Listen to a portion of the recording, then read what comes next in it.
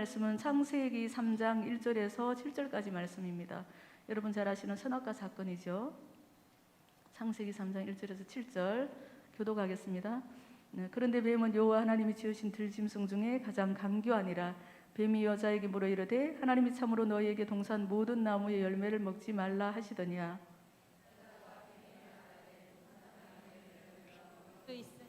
동산 중앙에 있는 나무의 열매는 하나님의 말씀에 너희는 먹지도 말고 만지지도 말라 너희가 죽을까 하노라 하셨느니라. 뱀이 여자에게 이르되 저희가 결코 죽지 아니하리라. 너희가 그것을 먹는 날에는 너희 눈이 밝아져 하나님과 같이 되어 선악을 알 줄 하나님이 아심이니라.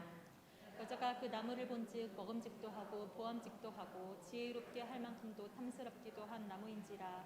여자가 그 열매를 따먹고 자기와 함께 있는 남편에게도 주매 그도 먹은지라. 같이 읽을게요. 이에 그들의 눈이 밝아져 자기들이 벗은 줄을 알고 무화과 나무 잎을 엮어 치마로 삼았더라. 네, 선악과 사건이죠. 선악과 사건이고 그 최초로 이 땅에 인본주의 가치관이 들어오게 되는 내용입니다.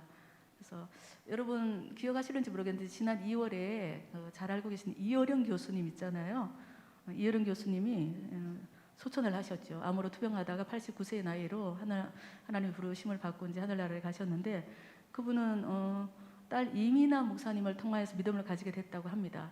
그래서 2007년도인가 일본에서 하용조 목사님으로부터 세례를 받으셨거든요. 그때 당시에 이어령 교수님이 세례를 받았다는 그 소식은 기독교계뿐만이 아니고 사회적으로 아주 큰 화제거리였어요. 왜냐하면 그분은 문학평론가에다가 교수에다가 작가, 언론인 그리고 초대 문화부 장관도 하셨죠. 그렇게 다양한 분야에서 인본주의 철학으로 한국 사회를 이끌어온 대표적인 지성인이었거든요. 그런데 그분이 하나님을 인정하고 예수 그리스도를 믿고 세례를 받는다는 것은 정말 대단한 사건이었어요. 그래서 세례 받은 지 그분이 3년 만에 지성에서 영성으로라는 책을 내셨거든요. 저도 그 책을 본 적이 있는데 아마 보신 분들도 있을 거예요. 지성에서 영성으로. 그 책을 읽어보면 그분이 뭐 어느 순간 갑자기 예수를 믿었겠습니까? 이민아 목사님이 얼마나 많이 전도를 하고 주변에 있는 얼마나 많은 사람들이 복음을 전했겠습니까? 그래도 그분은 그 기독교를 하나의 문화로 이렇게 간주하고 학문으로 간주했던 그런 분이었거든요. 근데 이제 그분이 이렇게 믿음을 갖게 되기까지의 여러 가지 어떤 내면적인 갈등도 있었을 것이고 지성인으로서의 어떤 번민도 있었을 것이고 그럼에도 불구하고 그 하나님을 어떻게 경험을 했는지 그리고 어떻게 결단하고 세례를 받았는지 그런 여러 가지 상황들을 진솔하게 고백을 하고 있습니다. 그 중에 한 내용인데 결정적인 어떤 그런 계기가 된 게 그 딸 이민아 목사님 있잖아요. 그 이어령 교수님의 딸 이민아 목사님은 결혼을 하고 미국으로 이제 건너갔죠. 근데 건너가서 거기서 변호사 자격증을 따고 지방 검사로 정말 그냥 전도 유망한 그렇게 활약을 하는 그런 엘리트였죠. 근데 그 삶은 굉장히 평탄하지가 않았어요. 정말 우여곡절이 많고 고난의 연속이었거든요. 초혼에 실패하고 재혼하기도 하고 그러는 와중에 또 암에 걸려가지고 또 암 수술도 여러 번 받고 다시 재발하고 굉장히 힘든 일을 많이 겪었습니다. 그래도 믿음을 잃지 않고 정말 믿음 안에서 잘 이겨내고 가는 모습을 이제 이런 교수가 계속 본 거죠. 이제 그 와중에 또 이제 그 재혼에서 얻은 이제 둘째 아들이 7살쯤 유치원 다닐 때쯤에 그 ADHD 판정을 받은 거예요. 그래가지고 부모 입장에서는 얼마나 가슴 자기도 지금 암으로 투병 중이지만 그 어린 아들이 이제 그 ADHD 판정을 받으니까 어떻게든 그 아이를 치료하려고 뭐 여러 가지 미국 전역 알아보다가 하와이에 뭐 어떤 치료 기관이 있었는지 그 하와이 쪽으로 이주를 한 거예요. 아들 치료를 위해서 하와이 이주해서 이제 지내고 있는 중에 갑자기 이제 눈이 보이지 않는 거예요. 이민아 목사님이. 근데 그때 당시에는 목사님이 아니죠. 그 이후에 이제 다시 신학을 하고 이제 목회자가 됐지만 눈이 보이지 않는 거죠. 눈이 보이지 않고 점점 시력을 잃어가니까 병원에 가서 진단을 받았더니 망막분리증이라는 게 있대요. 망막분리 증세로 인해서 실명한다는 거예요. 방법이 없다는 거예요. 의학으로는 어떻게 할 수가 없다는 거예요. 그래서 정말 그냥 어떻게 아이도 키워야 되고 본인도 투병을 해야 되는데 그래서 답답한 마음으로 이제 그래도 기도하면서 이제 지내고 있다가 이제 부모한테 그 사실을 알린 거예요. 교수님한테. 그래서 이런 교수님이 이제 그 소식을 전해 듣고 자기 아내하고 이제 하와이로 날아간 거죠. 날아가서 봤더니 정말 얼마나 시력이 떨어졌는지 설거지를 제대로 못할 정도로 그 딸이 그 예쁜 딸이 얼마나 지극정성으로 키웠겠습니까? 근데 그런 모습을 보니까 저 가슴이 무너지는 거죠. 부모 입장에서는 이런 교수가 아무리 지성인이고 아무리 정말 인본주의 철학으로 한국을 끌고 가던 사람이었다고 할지라도 딸 앞에 그 마음이 무너지는 거죠. 딸이 시력을 잃어가고 있으니까 앞이 보이지 않으니까. 그래서 이제 그 하와이에서 어느 작은 교회를 찾아갔대요. 그 교수님이 찾아가가지고 그래서 정말로 그냥 무릎 꿇고 눈물로 하나님께 기도를 했답니다. 막 눈물을 흘리면서 하나님, 제 딸의 눈을 고쳐주세요.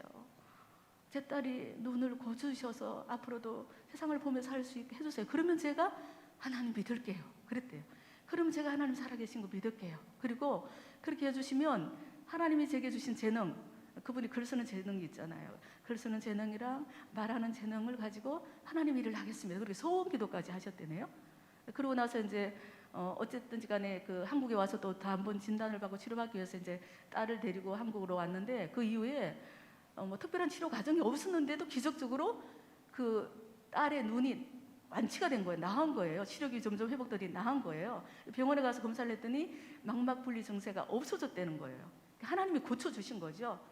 그 간절한 그 아비의 눈물의 기도를 하나님이 들어주신 거죠. 그 이효령 교수님을 하나님이 부르시기 위해서 그런 극적인 어떤 사건을 만드신 것 같아요.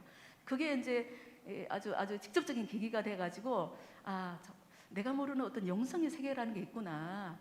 정말로 보이지 않지만 하나님이 살아계시는 걸 내가 정말 인정을 해야 되겠구나.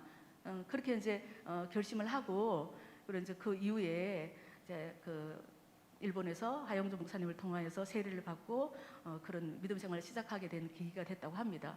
뭐 그 이후에 이민아 목사님은 이제 뭐 신학을 하고 목회를 하면서 정말 끝까지 복음을 전하고 하늘나라를 바라보는 거죠. 이 땅의 삶은 비록 정말 공고하고 환란의 연속이고, 그리고 아픈 몸을 이끌고 위암 말기암이었는데 항암 치료를 거부했거든요. 거부하고 끝까지 복음을 전하다가 결국에는 아버지 먼저 하늘나라로 갔어요. 2012년도에. 그런데도 불구하고 그 이후에 이효령 교수님이 내 딸을 하나님이 끝까지 살려주지 않으시고 불러가시네. 그래서 실족하지 않고 끝까지 믿음을 지키다가 올해 2월에 89세의 나이로 이제 암이 걸렸는데 딸처럼 그 항암 치료를 거부하고 그냥 믿음으로 이제 잘 이렇게 남은 삶을 정리하고 하늘나라로 가셨습니다. 대단한 사건이죠. 그래서 하나님이 변화시키지 못할 사람은 정말 없는 것 같아요. 네, 정말 이렇게 한국의 대단한 그런 지성인이었던 그분조차도 이렇게 극적인 방법으로 하나님 부르셔서 결국에는 하늘나라로 이렇게 불러가신 하나님의 놀라운 구원 섭리를 우리가 깨달을 수가 있습니다. 오늘 읽었던 우리 창세기 3장의 선악과 사건은 하나님 중심의 신본주의 철학, 우리는 하나님 중심의 신본주의 가치관을 가지고 살아가고 있잖아요. 우리는 예수 믿는 우리는, 그죠? 근데 그 사람 중심의 인본주의 철학이 어떻게 들어오는지, 그게 의미가 뭔지 그것을 잘 설명하고 있습니다. 우리가 아까 읽었던 본문 5절에서 사탄이 이렇게 하와를 유혹하자 이렇게 말하죠. 너희가 그것을 먹는 날에는 너희 눈이 밝아질 것이다, 이렇게 얘기하고 있거든요. 하나님과 같이 될 것이다. 그러면서 선악과 먹기를 유혹하고 있는 거죠. 여러분, 오늘날도 마찬가지입니다. 사단은 끊임없이 먹음직도 하고 보암직도 하고 탐스럽기도 하는 그런 여러 모양의 선악과를, 그것이 물질일 수도 있습니다. 명예일 수도 있고 뭐 권력이나 쾌락일 수도 있어요. 그것을 우리에게 보여주면서 그것 먼저 붙잡아, 그것을 붙잡아야 돼. 그래야 네가 잘 될 거야. 이 땅에서 잘 먹고 살 거야. 그렇게 우리를 유혹하고 있는 거죠. 여기서 사단이 말하고 있는 눈이 밝아진다는 것은, 먹으면 눈이 밝아질 거야 이렇게 유혹하고 있잖아요. 눈이 밝아진다는 것은 세상에 대해서 눈이 열린다는 거예요. 세상 가치관에 대해서 눈이 열린다는 거예요. 그리고 하나님 나라에 대해서는 눈을 감는 거죠. 하나님 나라에 대해서는 눈을 감고 보이는 세상의 눈을 열도록, 그 창세 시대에 하와를 유혹했던 그 사단은 오늘날도 우리와 우리 자녀들을 유혹하고 있는 것입니다. 수많은 사람들이 그 사단의 유혹에 넘어가서 그 선악과를 먹었던 아담과 하와처럼 이 땅에 많은 사람들이 보이는 세상에만 눈을 밝히 열었어요. 그래서 하나님은 안중에도 없어요. 어떻게 하면 잘 먹고 잘 살 것인가? 어떻게 하면 다른 사람들보다 더 많이 가질 것인가? 어떻게 하면 더 높은 자리에 오를 것인가? 치열하게 경쟁하며 살아가고 있는 거죠. 그것이 하나님 없는 인본주의 어떤 가치관을 가지고 살아가는 세상 사람들의 삶의 모습인 거죠. 하나님 없이도 내 힘으로 잘 살 수 있다는 거죠. 자기중심적이죠. 그래서 철저하게 인본주의 사고방식을 따라서 이 땅에 많은 사람들은 살아가고 있습니다. 여러분, 그러면 그렇게 선택한 결과가 사단이 그렇게 얘기한 것처럼 행복한 인생, 뭐 더 살맛나는 인생이 돼야 되지 않습니까? 사단이 말하는 것처럼 하나님과 같이 되어서 막 모든 것을 누리고 즐기면서 최고의 삶을 살아야 되지 않을까요? 그런데 그렇지 못하잖아요. 더 불행한 사람이 많고 더 고통 가운데 무너져가는 사람이 많잖아요. 현실적으로는. 왜 그런 걸까요? 오늘 우리 늘 잘 아는 말씀이지만 오늘 본문 말씀을 통해서 하나님은 정확하게 그 이유를 우리에게 말씀해 주고 있습니다. 우리가 너무 익히 잘 알고 있는 말씀이기 때문에 그냥 지식적으로 귀로 그냥 듣고 흘려버릴 수도 있어요. 그래서 말씀을 통해서 다시 한번 깨닫는 시간이 됐으면 좋겠습니다. 그것은 바로 보이지 않는 하나님 나라의 눈을 뜨지 않고 보이는 세상에만 눈을 뜨게 되면 그 결말은 죽음이고 비참한 삶이라는 거예요. 사단의 유혹에 넘어가서 선악과를 먹게 되면 세상의 눈이 열린다는 거죠. 사단의 유혹에 넘어가서 선악과를 먹게 되면 세상의 눈이 밝게 열리는 거죠. 그렇지만 창세기 2장 17절에 하나님이 뭐라고 그러셨냐면은 먹지 말라, 먹으면 반드시 죽으리라고 말씀하셨거든요. 근데 그 하나님의 말씀을 붙잡고 순종하면 보이지 않는 하나님 나라의 눈이 열리는 거예요. 보이지 않는 그 하나님의 나라, 그 나라는 영원한 나라이고 참된 축복의 나라거든요. 거기에 눈이 열리게 되는 거죠. 여러분, 사도행전 9장에서 예수님이 다메섹 도상에서 사울을 만나 주셨거든요. 사울을 만나 주셨는데 그 사울이라는 사람은 그는 당대에 정말로 뛰어난 엘리트였어요. 오늘날 말하자면 정말 그냥 엘리트 중에 엘리트였죠. 하지만 그는 하나님 나라의 눈을 뜨지 못했기 때문에 예수 믿는 사람들을 잡아 죽이는 일에 앞장서던 사람이었습니다. 그런 그가 다메섹 도상에서 예수님을 만났어요. 그리고 난 다음에 사흘 동안 앞을 보지 못하게 되었다고 성경은 말하고 있거든요. 그러다가 아나니아에게 안수를 받는 즉시 눈에 비늘 같은 것이 벗어서서 보게 되었다라고 성경은 기록하고 있습니다. 사울이 예수님을 만나기 전에는 영적으로 소경이었던 거죠. 그는 비록 눈으로 보고 자기의 어떤 열심으로 뭔가를 했지만 영적으로 소경이었어요. 그래서 그는 자기 신념에 따른 정의 공의로 자기 신념이죠. 하나님의 뜻이 아니고 자기 신념에 따른 어떤 정의감으로 교회를 핍박했어요. 그리고 예수 믿는 사람들을 잡아 가두고 죽이는 일에 앞장섰던 사람이었습니다. 그랬던 사울이 예수님을 다메섹 도상에서 만난 거예요. 그러고 나서 하나님 나라의 눈을 떴어요. 그때부터 그 사울이 180도 바뀌어진 거죠. 그리고 이제는 어떻게 되냐면은 예수 그리스도가 메시아입니다. 예수 그리스도가 구원자입니다. 그분을 믿으세요. 그러면 전가하고 다니는 사도 바울이 된 거예요. 이렇게 놀라운 그런 회심의 역사가 일어난 거죠. 영적으로 소경이었던 사울이 예수 그리스도를 만나는 순간에 하나님 나라의 눈이 열리니까 진리가 보이는 거죠. 생명이 보이는 거죠. 영원한 나라가 보이는 거죠. 그 예수 그리스도가 구원자라는 그 진리의 말씀을 믿을 뿐만 아니고 그것을 이제 온 천하에 다니면서 전하는 사람이 된 거죠. 그 사도 바울에게 예수님이 사명을 주셨는데 구체적으로 어떻게 말씀하셨냐면은 이제 너는 이방인들에게 가거라 그러셨어요. 이방인들에게 가서 저들의 눈을 뜨게 해라 그러셨거든요. 여러분, 다들 눈을 뜨고 있는 사람들이잖아요. 근데 이방인들에게 가거라. 이방인들에게 가라. 예수 안 믿는 사람들에게 가라는 얘기예요. 예수 모르는 사람들에게 가거라. 세상에만 눈을 뜨고 있는 사람들에게 가거라. 가서 저들의 눈을 뜨게 하라는 거예요. 눈을 뜨게 하라는 말은 저들이 소경이라는 말이잖아요. 영적으로 소경. 비록 세상적으로 눈을 뜨고 있지만 저들은 소경이야. 저들의 눈을 뜨게 해라. 그리고 어둠 가운데 있는 저들을 빛으로 인도해라 그러셨어요. 저들은 밝은 빛 가운데서 잘 먹고 잘 살고 있는데 예수님이 보시기에서는 어둠 가운데 있다는 거죠. 어둠 가운데 있는 저들을 빛으로 인도해라. 예수 그리스도로 인도해라. 그 사명을 주셨거든요. 그리고 또 뭐라고 그러셨냐면 저들은 사단의 권세 아래 있다. 그렇게 말씀하셨어요. 여러분, 예수 그리스도 믿는 하나님의 자녀 아니면은 사단의 자녀. 두 가지밖에 없어요. 중립지대는 없어요. 예수 그리스도를 믿고 하나님의 자녀가 되지 않으면은 무신론자들은 나는 하나님도 믿지 않고 아무것도 믿지 않아. 나는 중간지대. 그런 건 없습니다. 하나님의 권속 아래 하나님의 자녀가 되지 않으면은 다 사단의 권세 아래 있는 거예요. 예수님이 그렇게 말씀하시죠. 사단의 권세 아래 있는 저들을 하나님께로 돌아오게 해라. 그리고 죄 사함을 얻게 하라고 그렇게 말씀을 하셨습니다. 그 사명을 다시 하늘나라에 눈을 뜬 사도 바울에게 예수님이 사명으로 주신 거죠. 그 이후에 사도 바울의 삶은 우리 지금 사도행전 계속 묵상하고 있잖아요. 얼마나 치열하게 처절하게 그냥 복음을 전하고 있습니까? 이렇게 주님을 만나기 때문에 하나님 나라의 눈을 뜨고 나니까 세상에 보이는 그런 것들이 아무 소용은 배설물과 같이 여겨지는 거죠.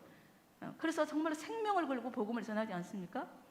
여러분, 하나님 나라의 눈을 뜨지 않고 만약에 보이는 세상에만 눈을 뜨고 있는 사람은 어둠 가운데 있는 사람이고 사단의 권세 아래에 있다고 그랬잖아요.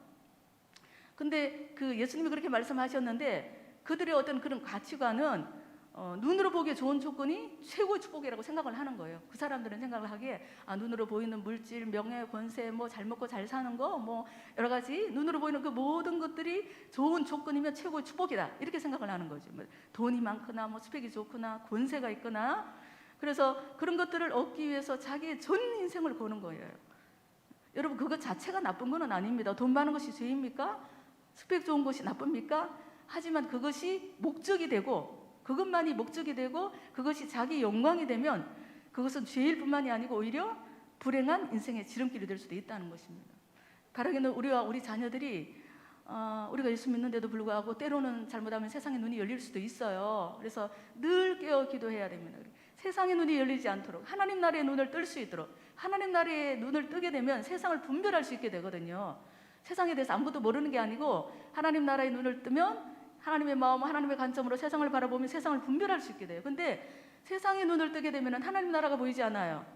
그래서 우선에 그냥 보기에 좋은 것만 취하게 된단 말이에요. 우리가 예수 믿는다고 그래도 그래서 깨어 있어야 됩니다. 하나님, 제가 하나님의 사람인데 세상의 눈을 뜨지 않게 해달라고, 하나님 나라의 눈을 뜨고 살아갈 수 있게 해달라고. 잘못하면 사단은 끊임없이 우리를 유혹하거든요. 하나님의 자녀가 된 우리도 끊임없이 내버려 두는 게 아니고 유혹을 한단 말입니다.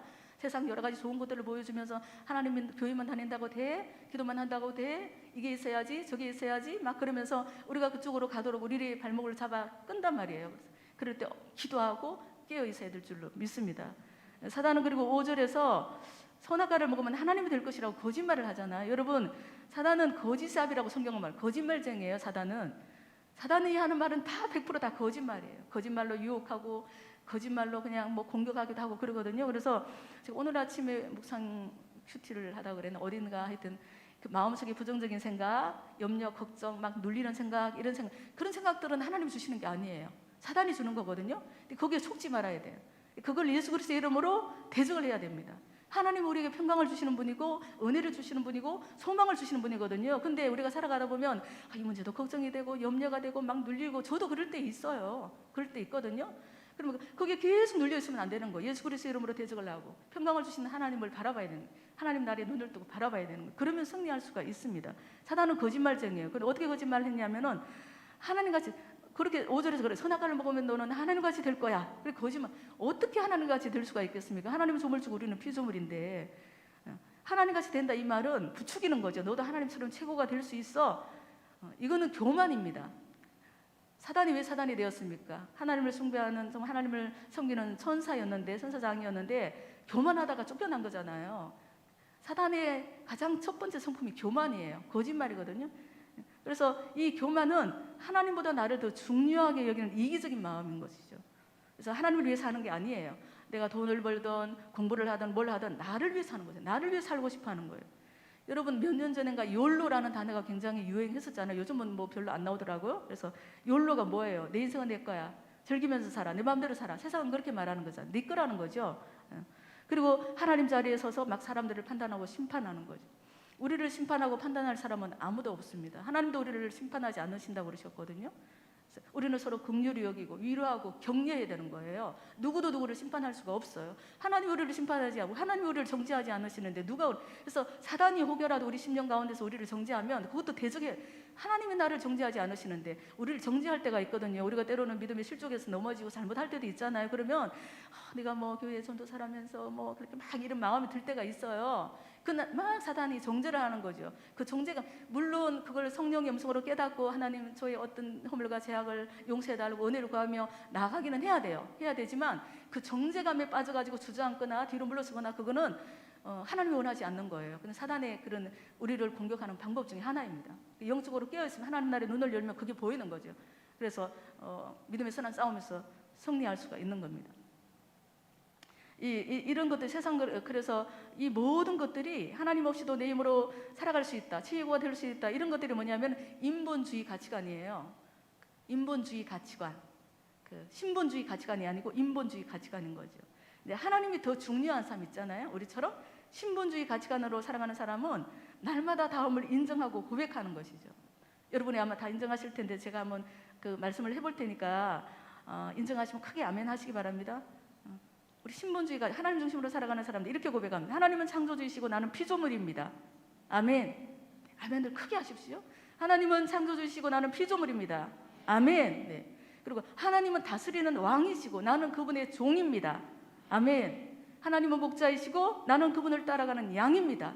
아멘이시죠? 그 하나님은 나의 아버지시고 나는 그분의 자녀입니다. 아멘. 네. 이 우리들의 고백이 평생에 있게 되기를 원합니다. 그리고 이 고백이 우리 자녀들에게도 있게 되기를 간절히 기도했으면 좋겠습니다.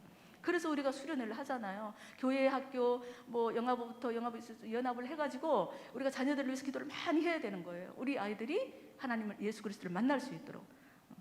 온 세상은 지금 창세기 3장의 유혹에, 그 사단의 유혹에 넘어간 아담과 하와처럼 하나님 나라에 대해서는 관심이 없어요. 눈을 감아버렸어요. 그리고 세상 나라에 대해서만 눈을 밝히고 선악과를 먹는 것이 진리야.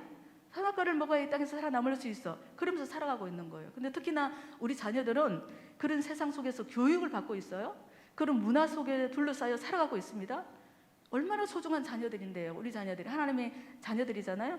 근데 그 소중한 자녀들이 그렇게 인본주의 가치관으로 또 사단에게 종노릇하며 살아가도록 내버려 둘 수는 없지 않습니까? 그렇죠? 그래서 우리는 기도하는 것이고 교회 학교에서 열심히 말씀을 가르치고 이 아이들이 인격적으로 주님을 만날 수 있도록 수련회도 하는 것이고 그렇게 하는 거죠. 그래서 선생님들이나 우리가 막 아이들이 막 그렇게 찬양하고 막 그런 모습을 보고 감격하는 이유는 그래, 우리 아이들이 영원히 하나님을 갈망하는구나, 주님을 찾고 있구나, 인격적으로 주님을 만나는 그런 귀한 열매가 있겠구나, 그것 때문에 감동하는 거죠. 그런 은혜가 있었으면 좋겠습니다. 그래서 철저하게 우리 아이들을 어려서부터 하나님 중심으로 키워야 되는, 하나님 중심, 말씀 중심, 교회 중심, 그렇게 살아가는 자녀가 될 수 있도록 우리는 기도하고 또 우리 교회 학교와 연합해서 우리 자녀들을 믿음으로 세워야 될 줄로 믿습니다. 여러분 고린도후서 4장 18절에 보이는 것은 잠깐이요 보이지 않는 것은 영원함이라고 말씀을 하셨어요. 무엇을 붙잡으시겠습니까? 오직 예수 그리스도, 그분을 붙잡게 되기를 원합니다. 그분만이 영원한 진리고 생명입니다. 여러분 믿으시죠? 예수 그리스도, 그분만이 영원한 진리고 생명이에요. 이 믿음을 꼭 붙잡고 세상을 이기는 우리가 됐으면 좋겠습니다. 우리가 그렇게 믿음 위에 반석에 서야 우리 가정을 세울 수 있고 우리 자녀들을 세울 수 있습니다. 그리고 우리 사랑하는 자녀들에게 그 믿음을 잘 계승할 수 있는 우리 모두가 되기를 간절히 소망합니다. 아멘. 아멘. 우리 그 마음으로 이제 함께 기도하겠습니다.